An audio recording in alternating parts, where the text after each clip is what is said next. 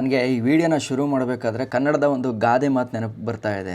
ಮಾತಾಡಿದ್ರೆ ಹೋಯ್ತು, ಮುತ್ತು ಹೊಡೆದ್ರೆ ಹೋಯ್ತು ಅಂತ ಹೇಳ್ತಾರಲ್ಲ, ಹಂಗೆ ಮನುಷ್ಯ ಒಂದು ಪೊಸಿಷನ್ಗೂ ಹೋದ ಮೇಲೆ ಒಂದೊಂದು ವಿಚಾರನೂ ಕೂಡ, ಒಂದೊಂದು ಮಾತು ಕೂಡ ನಾವು ಆ ಇಂಟೆನ್ಷನಲ್ಲಿ ಮಾತಾಡಿಲ್ದೇ ಇದ್ರು ಅಥವಾ ಒಬ್ಬರಿಗೆ ನಮ್ಮಿಂದ ಬೇಜಾರಾಗಬಾರ್ದು ಅಂತ ಅನ್ಕೊಂಡೇ ನಾವು ಮಾತಾಡಿದ್ರು ಕೂಡ ಕೆಲವೊಂದ್ಸಲ ಎಲ್ಲೋ ವಿವಾದಾತ್ಮಕವಾಗಿ ಅದು ತಗೊಬಂದು ನಿಲ್ಲಿಸುತ್ತೆ ಅನ್ನೋದಕ್ಕೆ ಇದೇ ಒಂದು ದೊಡ್ಡ ಎಕ್ಸಾಂಪಲ್ ಕೂಡ ಆಗುತ್ತೆ. ಯಾಕೆ ಅಂತಂದ್ರೆ ಸುದೀಪ್ ಸರ್ ಅವರು ಬಿಗ್ ಬಾಸ್ ಶೋನಲ್ಲಿ ಒಂದು ಮಾತನಾಡಿರ್ತಾರೆ. ಅಂದ್ರೆ ರಣ ಹದ್ದುಗಳು ಕೂತು ಕಾಯ್ದು ಸ್ಕೆಚ್ ಹಾಕಿ ಬೇಟೆ ಆಡತ್ತೆ ಅನ್ನೋದೊಂದು ಮಾತನ್ನ ಹೇಳಿರೋದು ಇವಾಗ ಎಷ್ಟು ದೊಡ್ಡದಾಗಿದೆ ಅಂತಂದ್ರೆ ಅವ್ರ ಮೇಲೆ ಇವಾಗ ದೂರನ್ನ ಕೊಟ್ಟಿರ್ತಕ್ಕಂಥ ಸೀನು ಆಗಿದೆ. ಹಾಗಾದ್ರೆ ಅವ್ರು ಏನ್ ಮಾತಾಡಿದ್ದಾರೆ, ಜೊತೆಗೆ ಕಾನೂನು ಪ್ರಕಾರ ಹೇಳೋದಾದ್ರೆ ಅವ್ರು ಮಾಡಿರೋದು ಅಂತ ದೊಡ್ಡ ಅಪರಾಧನ ಅಥವಾ ಇದಕ್ಕೆ ಶಿಕ್ಷೆ ಏನು ಅನ್ನೋ ಕಂಪ್ಲೀಟ್ ಡೀಟೇಲ್ಸನ್ನು ನಾನಿವತ್ತು ನಿಮಗೆ ತಿಳಿಸ್ಕೊಡ್ತೀನಿ. ಅದಕ್ಕಿಂತ ಮುಂಚೆ ಚಾನಲ್ಗೆ ನೀವು ಸಬ್ಸ್ಕ್ರೈಬ್ ಆಗಿಲ್ಲ ಅಂತಂದರೆ, ಈ ಥರ ಒಳ್ಳೊಳ್ಳೆ ಇನ್ಫಾರ್ಮೇಷನ್ ವೀಡಿಯೋಗಳು ನಿಮ್ಮವರೆಗೂ ಬಂದು ತಲುಪಬೇಕು ಅಂತಂದರೆ ಈಗಲೇ ಚಾನಲ್ಗೆ ಸಬ್ಸ್ಕ್ರೈಬ್ ಮಾಡಿಕೊಂಡು ಬೆಲ್ ಬಟನ್ನ ಕೂಡ ಕ್ಲಿಕ್ ಮಾಡಿ. ಆವಾಗ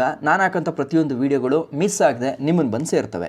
ಸೊ ಏನಪ್ಪ ಇದು ವಿಚಾರ ಅಂತಂದರೆ, ಈಗ ಬಿಗ್ ಬಾಸ್ ಶೋ ನಡೀತಾ ಇದೆಯಲ್ಲ, ಅದರಲ್ಲಿ ಒಂದು ಸ್ಟೇಟ್ಮೆಂಟ್ನ ಹೇಳ್ತಾರೆ. ಅಂದರೆ ನಾರ್ಮಲ್ ಆಗಿ ಯೂಶುವಲ್ ಆಗಿ ಕಂಟೆಸ್ಟೆಂಟ್ಗಳ ಜೊತೆ ಮಾತಾಡ್ತಾ ಇರ್ತಾರಲ್ಲ, ಆವಾಗ ಮಾತಾಡಿರೋದು. ನಾನು ಬಿಗ್ ಬಾಸ್ ಶೋನ ಅಷ್ಟು ರೆಗ್ಯುಲರ್ ಆಗಿ ಕಂಟಿನ್ಯೂಸ್ ಆಗಿ ವಾಚ್ ಎಲ್ಲ ಮಾಡ್ತಾ ಇಲ್ಲ. ಈ ರೀಲ್ಗಳಲ್ಲಿ ಇದರಲ್ಲಿ ನೋಡ್ಕೊಂಡು ಸುಮ್ಮನೆ ಆಗ್ತೀನಿ.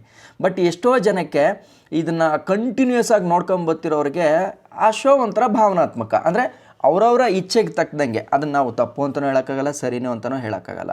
ಸೊ ಹಂಗಿರ್ಬೇಕಾದ್ರೆ ವಾರದ ಕತೆ ಕಿಚ್ಚನ ಜೊತೆ ಅನ್ನೋದು ಬಂದಾಗ ಜನ ವೀಕೆಂಡಲ್ಲಿ ಅಷ್ಟು ಕಾದು ಕೂತು ಕೇಳೋಂಥ ಒಂದು ದೊಡ್ಡ ಶೋ ಇವತ್ತು ಕರ್ನಾಟಕದಲ್ಲಿ. ಸೊ ಆ ಶೋನಲ್ಲಿ ಹಿಂಗೆ ಕಂಟೆಸ್ಟೆಂಟ್ಗಳ ಜೊತೆ ಮಾತಾಡಬೇಕಾದ್ರೆ, ಅಲ್ಲಿ ಪಾರ್ಟಿಸಿಪೆಂಟ್ಸ್ ಇರ್ತಾರಲ್ಲ ಅವ್ರಗಳ ಜೊತೆ ಮಾತಾಡ್ತಾ ಇರಬೇಕಾದ್ರೆ ಒಂದು ವಿಚಾರನ ಹೇಳ್ತಾರೆ. ಹೊಂಚು ಹಾಕಿ ಸಂಚು ಮಾಡಿ ಹಿಡಿಯುತ್ತೆ ರಣಹದ್ದುಗಳು ಅಂತ ರಣಹದ್ದುಗಳ ಬಗ್ಗೆ ಒಂದು ಪದಬಳಕೆನ ಮಾಡಲಾಗಿದೆಯಲ್ಲ, ಅದೇ ಇವತ್ತು ರಣಹದ್ದು ಸಂರಕ್ಷಣಾ ಟ್ರಸ್ಟ್ ಅವರ ಕಣ್ಣಿಗೆ ಬಿದ್ದಂತ ಒಂದು ದೊಡ್ಡ ವಿಚಾರವಾಗಿ ಕಾಣಿಸ್ತಾ ಇದೆ. ಅವರ ವಾದದ ಪ್ರಕಾರ ಈ ಪದಬಳಕೆ ತಪ್ಪು. ಜನರಿಗೆ ರಣಹದ್ದುಗಳ ಮೇಲೆ ಏನಾಗ್ತಿದೆ, ಒಂದು ಸಂದೇಶ ತಪ್ಪಾಗಿ ರವಾನೆ ಆಗ್ತಾ ಇದೆ. ಹದ್ದುಗಳ ಬಗ್ಗೆ ಜನಗಳಿಗೆ ಒಂದು ಭಯ ಮತ್ತು ಒಂದು ತಪ್ಪು ಕಲ್ಪನೆನ ರವಾನಿಸೋ ರೀತಿ ಈ ಹೇಳಿಕೆ ಇದೆ ಅಂತ ಹೇಳಿ ಬೆಂಗಳೂರು ದಕ್ಷಿಣ DFO ರಾಮಕೃಷ್ಣಪ್ಪ ಅವರಿಗೆ ಈ ರಣಹದ್ದು ಸಂರಕ್ಷಣಾ ಟ್ರಸ್ಟ್ ವತಿಯಿಂದ ಒಂದು ದೂರನ್ನ ಕೊಟ್ಟಿದ್ದಾರೆ. ಈಗ ಪ್ರಾಕ್ಟಿಕಲ್ ಆಗಿ ಹೇಳೋದಾದ್ರೆ ಇದ್ರದ್ದು ಒಂದು ಸತ್ಯತೆನ ನಾವು ತಿಳ್ಕೊಬೇಕು. ರಣಹದ್ದುಗಳು ವೈಜ್ಞಾನಿಕವಾಗಿ ಯಾವುದೇ ರೀತಿ ಜೀವಂತ ಪ್ರಾಣಿಗಳನ್ನ ಬೇಟೆಯಾಡಂತ ಪಕ್ಷಿ ಅಲ್ಲ. ಬದಲಾಗಿ ಅವನ್ನ ಸ್ಕ್ಯಾವೆಂಜರ್ ಬರ್ಡ್ಸ್ ಅಂತ ಕರೀತಾರೆ.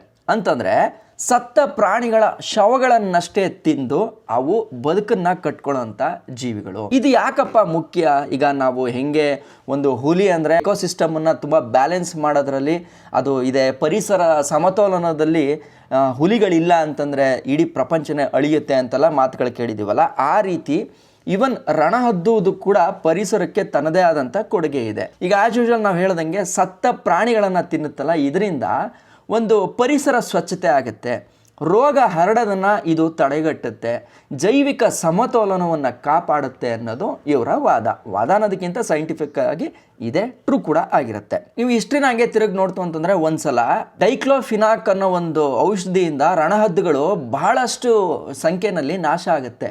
ಆ ಟೈಮಲ್ಲಿ ರೇಬಿಸು, ಸ್ಟ್ರೇ ಡಾಗ್ ಸಮಸ್ಯೆ ಅಂತಂದರೆ ಬೀದಿ ನಾಯಿಗಳ ಸಮಸ್ಯೆ, ಜೊತೆಗೆ ಆರೋಗ್ಯ ಸಮಸ್ಯೆಗಳು ಎಷ್ಟಾಯಿತು ಅನ್ನೋದನ್ನು ವೈಜ್ಞಾನಿಕವಾಗಿ ನಮಗೆ ವಿಜ್ಞಾನನೇ ಹೇಳಿಬಿಟ್ಟಿದೆ ಏನೇನು ಆಗಿದೆ ಅದರಿಂದ ಅಂತ. ಹೀಗಾಗಿ ಹೊಂಚು ಹಾಕಿ ಸಂಚು ಮಾಡಿ ಹಿಡಿಯುತ್ತೆ ಅನ್ನೋ ಪದ ವೈಜ್ಞಾನಿಕವಾಗೂ ಕೂಡ ತಪ್ಪು, ಆಮೇಲೆ ಜನಗಳಿಗೆ ತಪ್ಪು ಕಲ್ಪನೆನ ಉಂಟು ಮಾಡೋಂಥ ಪದ ಇದು ಅಂತ ಇವರು ಹೇಳ್ತಾ ಇದ್ದಾರೆ. ಏನಪ್ಪ ಇದು, ಒಂದು ಸ್ಟೇಟ್ಮೆಂಟ್ಗೆ ಇಷ್ಟೆಲ್ಲ ದೂರೆಲ್ಲ ಅವಶ್ಯಕತೆ ಇದೆಯಾ ಅಂತ ನೀವು ಕೇಳೋದಾದರೆ, ಸುದೀಪ್ ಸರ್ಗೆ ಇದರಿಂದ ಏನಾದರೂ ತೊಂದರೆ ಆಗುತ್ತಾ, ಕಂಪ್ಲೇಂಟಿಂದ ಏನೇನು ಆಗ್ಬೋದು ಅಂತ ಹೇಳೋದಾದರೆ, ವೈಲ್ಡ್ ಲೈಫ್ ಪ್ರೊಟೆಕ್ಷನ್ ಏನು ಹೇಳುತ್ತೆ, ಪ್ರಾಣಿಗಳನ್ನು ಕೊಲ್ಲೋದು ಅಪರಾಧ, ಅದನ್ನು ಹಿಡಿಯೋಂಥದ್ದು ಅಪರಾಧ, ಬೇಟೆ ಆಡೋಂಥದ್ದು ಅಪರಾಧ, ಅವುಗಳಿಗೆ ಕಿರುಕುಳ ಕೊಡೋಂಥದ್ದು ಅಪರಾಧ, ಮತ್ತು ಅದನ್ನು ಇಟ್ಕೊಂಡು ವ್ಯಾಪಾರ ಮಾಡಿದ್ರೆ ಅದು ಅಪರಾಧ ಅಂತ ಕನ್ಸಿಡರ್ ಆಗುತ್ತೆ.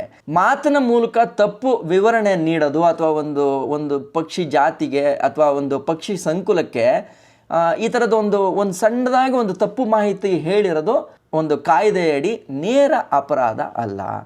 ಅಂದರೆ ನಿಮಗೆ ಸ್ಪಷ್ಟವಾಗಿ ಹೇಳಬೇಕು ಅಂತಂದರೆ, ಸುದೀಪ್ ಸರ್ ಹೇಳಿರ್ತಕ್ಕಂಥ ಆ ಹೇಳಿಕೆ ವೈಲ್ಡ್ ಲೈಫ್ ಆ್ಯಕ್ಟ್ ಅಡಿನಲ್ಲಿ ಅಪರಾಧ ಅಲ್ಲ.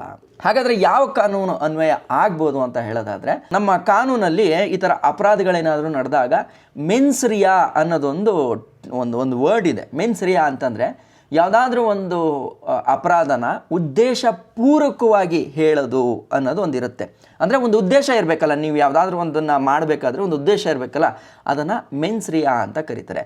ಆದರೆ ಇಲ್ಲಿ ಸುದೀಪ್ ಅವರ ಹೇಳಿಕೆನ ನೋಡ್ತು ಅಂತಂದರೆ ಉದ್ದೇಶಪೂರ್ವಕವಾಗಿ ಹದ್ದುಗಳಿಗೆ ಹಾನಿ ಮಾಡಬೇಕು ಅನ್ನೋಂಥ ಉದ್ದೇಶ ಸಾಬೀತಾಗೋದು ಕಷ್ಟ. ಯಾಕೆಂತಂದರೆ ಅವರು ಉದ್ದೇಶಪೂರ್ವಕವಾಗಿ ಈ ಒಂದು ಹೇಳಿಕೆನ ಹೇಳಿಲ್ಲ ಅಂತ ನನಗನ್ಸುತ್ತೆ. DFO ಅಥವಾ ಫಾರೆಸ್ಟ್ ಡಿಪಾರ್ಟ್ಮೆಂಟು ಏನು ಮಾಡ್ಬೋದು? ಯಾಕಂದರೆ ಈಗ ಇವರು ಕಂಪ್ಲೇಂಟ್ ಕೊಟ್ಟಿರೋದೇ DFO ಅವ್ರಿಗೆ. ಈಗ ಫಾರೆಸ್ಟ್ ಡಿಪಾರ್ಟ್ಮೆಂಟ್ ಏನು ಮಾಡ್ಬೋದು ಅಂತಂದರೆ, ಈಗ ದೂರು ಕೊಟ್ಟಿರೋದ್ರಿಂದ ಮೇ ಬಿ ಅವರು ಅದನ್ನು ಲಾಡ್ಜ್ ಮಾಡ್ಕೊಂಡಿರ್ತಾರೆ ಕಂಪ್ಲೇಂಟ್ನ.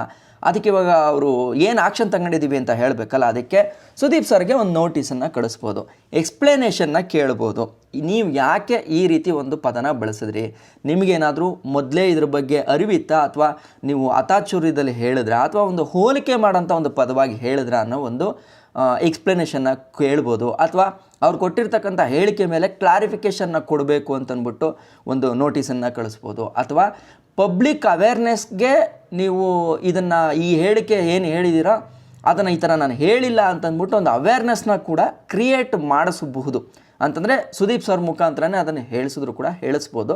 ನನಗೆ ಗೊತ್ತಿಲ್ಲ ಏನೇನು ಆಗ್ಬೋದು ಅನ್ನೋದನ್ನು ಹೇಳ್ತಾ ಇದ್ದೀನಿ ಅಷ್ಟೇ. ಸುಮಾರು ಜನ ಇವಾಗ ಆಲ್ರೆಡಿ ಕಮೆಂಟ್ಸ್ಗಳಲ್ಲೆಲ್ಲ ಶುರು ಮಾಡಿಬಿಟ್ಟಿದ್ದಾರೆ, ಜೈಲು ಶಿಕ್ಷೆ, ಫೈನ್ ಆಗುತ್ತೆ, ಕ್ರಿಮಿನಲ್ ಕೇಸು, ಹಂಗೆ ಹಿಂಗೆ ಅಂತೆಲ್ಲ.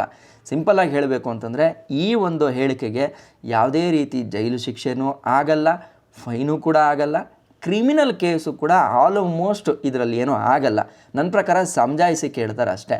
ಹಾಗಂದರೆ ಈ ದೂರು ಕೊಟ್ಟಿರ್ತಕ್ಕಂಥದ್ದು ಯಾಕೆ, ಏನೂ ಆಗಲ್ಲ ಅನ್ನೋದಾದರೆ ದೂರು ಯಾಕೆ ಕೊಡಬೇಕು ಅಂತ ಹೇಳೋದಾದರೆ, ಈಗ ರಣಹದ್ದು ಸಂರಕ್ಷಣಾ ಟ್ರಸ್ಟ್ ಇದೆಯಲ್ಲ, ಇವರ ಉದ್ದೇಶನೂ ಕೂಡ ಇದನ್ನೇನು ಬೇರೆ ರೀತಿ ತಗೊಂಡು ಹೋಗಬೇಕು ಅಂತ ಏನಿಲ್ಲ. ಸೊ ಆ ಹೇಳಿಕೆ ಏನಾಗಿದೆ, ತಪ್ಪು ಗ್ರಹಿಕೆನ ಕೊಡುತ್ತೆ. ಆಮೇಲೆ ಸುದೀಪ್ ಸರ್ ಮಾತನ್ನು ತುಂಬ ಜನ ಕೇಳಿಸ್ಕೊಳ್ಳೋಂಥವ್ರು ಇರ್ತಾರೆ ಆಲ್ ಓವರ್ ಕರ್ನಾಟಕದಲ್ಲಿ. ಹಳ್ಳಿಗೂ ಕೂಡ ರೀಚ್ ಆಗೋದ್ರಿಂದ ರಣಹದ್ದುಗಳನ್ನ ನೋಡಿದಾಗ ಇದು ಸಂಚು ಮಾಡಿ ಹೊಡೆಯುತ್ತೆ ಅನ್ನೋದೊಂದು ಕೆಟ್ಟ ಅಭಿಪ್ರಾಯ ಬರಬಾರ್ದು. ಹದ್ದುಗಳು ನಮ್ಮ ಒಂದು ಪ್ರಕೃತಿಗೆ, ನಮ್ಮ ಸಮತೋಲನ ಅಂದರೆ ಎಕೋಸಿಸ್ಟಮ್ನ ಸಮತೋಲನವಾಗಿ ಕಾಪಾಡ್ಕೊಳ್ಳೋಕ್ಕೆ ಅದರ ಪ್ರಾಮುಖ್ಯತೆ ಇದೆ, ಅದನ್ನು ಉಳಿಸ್ಕೋಬೇಕು ಅನ್ನೋ ಒಂದು ಉದ್ದೇಶಕ್ಕೆ ಈ ಕಂಪ್ಲೇಂಟನ್ನು ಕೊಟ್ಟಿದ್ದಾರೆ. ಮೇ ಬಿ ಈ ದೂರಿನ ಪ್ರಕಾರ ಏನಾಗ್ಬೋದು ಅಂತ ಹೇಳೋದಾದರೆ, ಒಂದು ಜವಾಬ್ದಾರಿಯ ಅರಿವು, ಸುದೀಪ್ ಸರ್ ಏನಾದರೂ ಇದ್ರ ಬಗ್ಗೆ ಒಂದು ಟ್ವೀಟ್ ಮಾಡಿನೋ ಅಥವಾ ಒಂದು ವಿಡಿಯೋ ಮಾಡಿನೋ, ಈ ಹೇಳಿಕೆ ತಪ್ಪು, ಇದನ್ನು ಹೇಳಬಾರ್ದಿತ್ತು ಅಂತ ಹೇಳಿದ್ರೇನೋ, ಅಥವಾ ಸರ್ರು ಅದನ್ನು ಕರೆಕ್ಟಾಗಿ ಅವರೇ ಬೇಕು ಅಂತ ಹೇಳಿಲ್ಲ.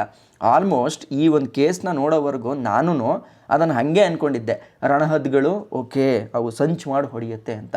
ಬಟ್ ಈ ವಿಚಾರ ಗೊತ್ತೇ ಇರಲಿಲ್ಲ. ಅದರ ಉದ್ದೇಶ ಏನಾದರೂ ಕರೆಕ್ಟಾಗಿದ್ದರೆ ಒಂದು ಕಂಪ್ಲೇಂಟ್ನ ಮಹತ್ವ ಎಷ್ಟು ಇದೆ ಅನ್ನೋದು ಈ ವಿಚಾರದಲ್ಲೂ ಕೂಡ ಗೊತ್ತಾಯಿತು. ಈಗ ನಾನೇ ಇಷ್ಟೆಲ್ಲ ವೀಡಿಯೋಸ್ ಮಾಡಿ ಹಾಕ್ತೀನಿ, ಆದರೆ ಒಂದು ಪಕ್ಷಿ ಬಗ್ಗೆ, ಅದು ಸಮತೋಲನ ಕಾಪಾಡ್ತಕ್ಕಂಥ ಒಂದು ಮಹತ್ವವಾದಂಥ ಪಕ್ಷಿಯ ಒಂದು ಬೆಲೆ ನನಗೆ ಗೊತ್ತಿರಲಿಲ್ಲ.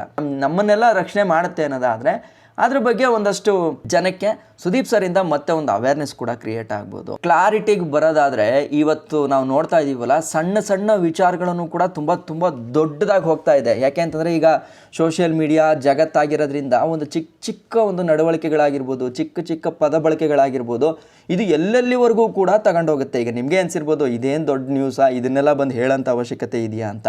ಬಟ್ ಆದರೆ ವೈಲ್ಡ್ ಲೈಫ್ ಪ್ರೊಟೆಕ್ಷನ್ ಆ್ಯಕ್ಟ್ ಅನ್ನೋದು ಏನು ಅನ್ನೋದು ಇದರಿಂದ ಗೊತ್ತಾಯಿತು. ಹದ್ದಿನ ಒಂದು ವಿಶೇಷತೆ ಏನು ಅಂತ ಗೊತ್ತಾಯಿತು. ಕ್ಲಾರಿಟಿ ಅಂತೂ ಕೇಳ್ತಾರೆ ಯಾರು, ಫಾರೆಸ್ಟ್ ಡಿಪಾರ್ಟ್ಮೆಂಟ್ ಅವರು. ನಮ್ಮ ಹಿರಿಕರು ಹೇಳ್ಕೊಂಡು ಬಂದಿರೋದು ಅದು. ಅದನ್ನು ಬಳಸೋದ್ರಿಂದ ತುಂಬ ಏನೋ ದೊಡ್ಡ ಲೆವೆಲ್ಗೆ ಇದು ತೊಂದರೆ ಆಗುತ್ತೆ ಅಂತಲೂ ಹೇಳೋಕ್ಕಾಗಲ್ಲ. ದೂರು ಕೊಟ್ಟಿರೋರ ಉದ್ದೇಶನೂ ಕೂಡ ದುರುದ್ದೇಶ ಅಲ್ಲ, ಅದು ಒಳ್ಳೆಯ ಉದ್ದೇಶ ಆಗಿದೆ. ಒಂದು ಅವೇರ್ನೆಸ್ ಒಂದು ಕ್ರಿಯೇಟ್ ಆದರೆ ಸರಿ ಹೋಗುತ್ತೆ, ಒಂದು ಸಾಮಾಜಿಕ ಜವಾಬ್ದಾರಿ ಒಂದು ಪೂರೈಕೆ ಸುದೀಪ್ ಸರಿಂದ ಅದು ಕ್ಲಿಯರ್ ಆಗುತ್ತೆ ಅನ್ನೋ ಒಂದೇ ಒಂದು ವಿಚಾರನ ಇಟ್ಕೊಂಡು ಮಾಡಿದ್ದಾರೆ. ಅಂಡ್ ವಿಡಿಯೋ ನೋಡ್ತಾರೆ, ನಿಮಗೆ ಈ ವಿಚಾರದ ಬಗ್ಗೆ ಏನು ಅನಿಸುತ್ತೆ? ಒಂದು ಹೇಳಿಕೆಗೆ ಈ ಥರ ದೂರು ಕೊಡೋದು ಎಷ್ಟು ಸರಿ ಅಥವಾ ತಪ್ಪು ಅಂತ ನಿಮ್ಗನ್ಸುತ್ತೆ?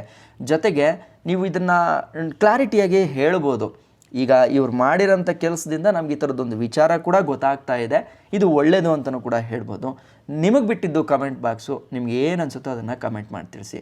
ಇವತ್ತು ನಡೆದಂಥ ಒಂದು ಕಾನೂನಿನ ಅರಿವಿರ್ತಕ್ಕಂಥ ಒಂದು ವಿಚಾರನ ತಲುಪಿಸೋಂಥ ಪ್ರಯತ್ನನ ನಾನು ಮಾಡಿದ್ದೀನಿ ಅಂತ ಹೇಳ್ತಾ, ಚಾನಲ್ಗೆ ನೀವು ಸಬ್ಸ್ಕ್ರೈಬ್ ಮಾಡ್ಕೊಂಡಿಲ್ಲ ಅಂತಂದರೆ ಸಬ್ಸ್ಕ್ರೈಬ್ ಮಾಡಿ. ಜೊತೆಗೆ ನಾಳೆ ನಾನು ಯಾವ ಕಂಟೆಂಟ್ ಮೇಲೆ ಮಾತಾಡಬೇಕು ಅನ್ನೋದನ್ನು ಕೂಡ ಕಮೆಂಟ್ ಬಾಕ್ಸಲ್ಲಿ ತಿಳಿಸಿ ಅಂತ ಹೇಳ್ತಾ, ನಾಳೆ ಇನ್ನೊಂದು ಒಳ್ಳೆ ಇನ್ಫಾರ್ಮೇಷನ್ ವೀಡಿಯೋ ಜೊತೆಗೆ ನಿಮಗೆ ಸಿಗ್ತೀನಿ ಅಂತ ಹೇಳ್ತಾ, ನಾನು ನಿಮ್ಮ ಕಿತ್ತಡಿ ಕಿರಣ್. ಜೈ ಹಿಂದ್, ಜೈ ಕರ್ನಾಟಕ ಮಾತೆ.